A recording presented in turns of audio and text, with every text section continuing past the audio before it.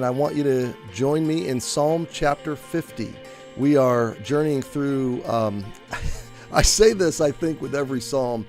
I just fall in love with these psalms. The more we get into them, the more we unfold them. It's just like, wow, this one's one of my favorites. Like every single one of them becomes my favorite, my new favorite. It's like new flavors of snow cones or something. It's just every one of them gets better and better. And this one, when we read it the first time through, I thought, wow, this is kind of confrontational.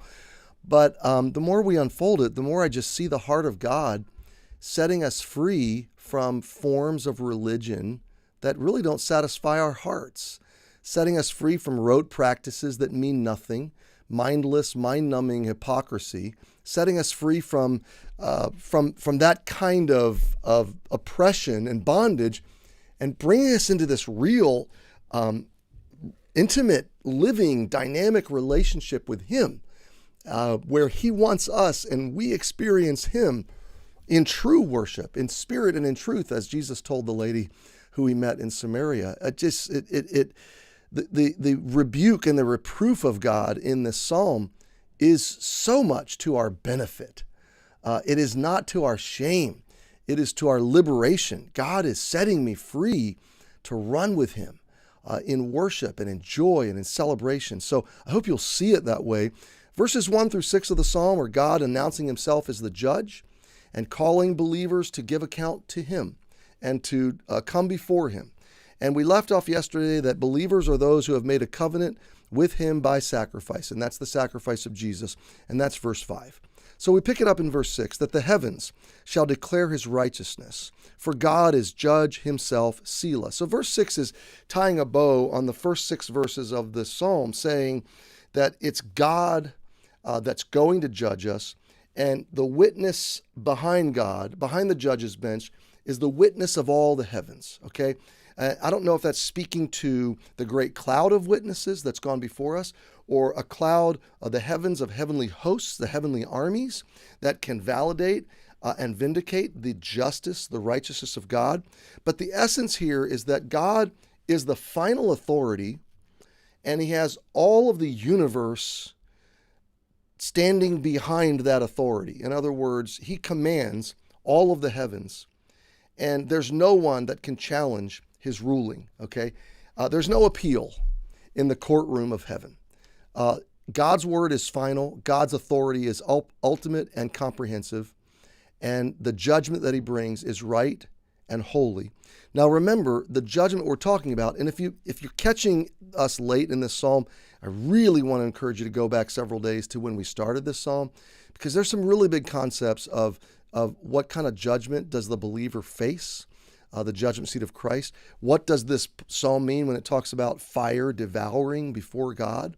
Do I, as a believer, need to fear the fire of God? And the answer to that question is no. Unequivocally, emphatically, no.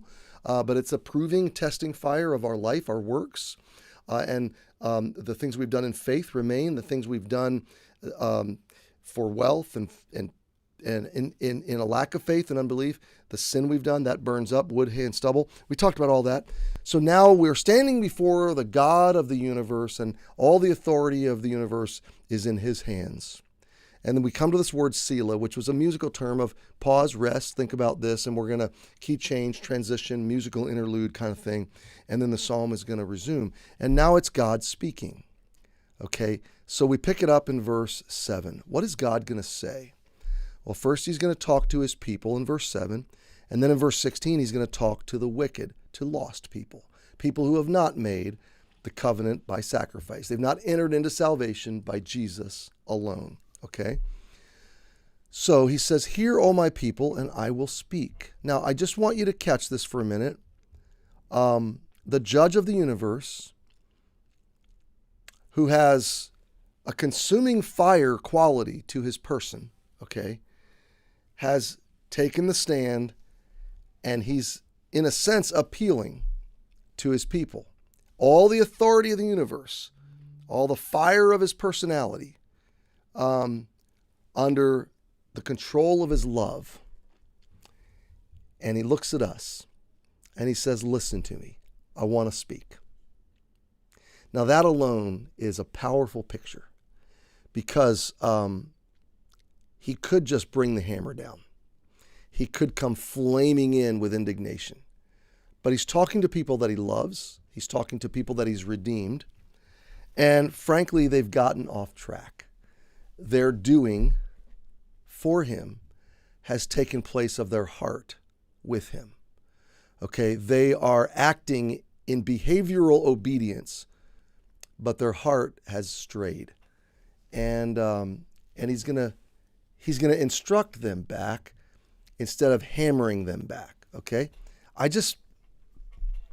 his heart is wonderful. His heart is astounding. Knowing what I deserve, that God would say, let me talk to you. Listen to me.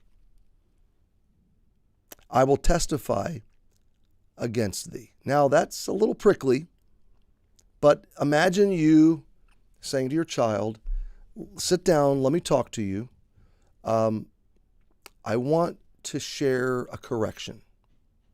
I want to give you a warning. I want to caution you about something. Okay? I'm going to testify against you. I think God is saying, hear me out. This is going to feel negative, but hear me out. Okay? I am God, even thy God. Now there you go. The assurance. Hey, I'm not rejecting you. I'm still your God. I'm still not just God, I'm your God. Okay? I'm on your side here. I'm in your corner. So you remember the first read of this? We felt like maybe this was really confrontational. I feel like it's fatherly. I feel like it's shepherdly at this point. Like God is wooing me, drawing me. He's trying to calm. He's trying to almost preemptively calm, authoritatively address, but preemptively simultaneously calm what might seem heavy, okay, to me. I'm your God, even your God. I will not reprove thee, verse 8, for thy sacrifices or thy burnt offerings to have been continually before me. So, I will not reprove thee for thy sacrifices or burnt offerings. He starts by saying, I don't have an issue with what you're doing. Why? Because in technical terms, they were doing the right thing.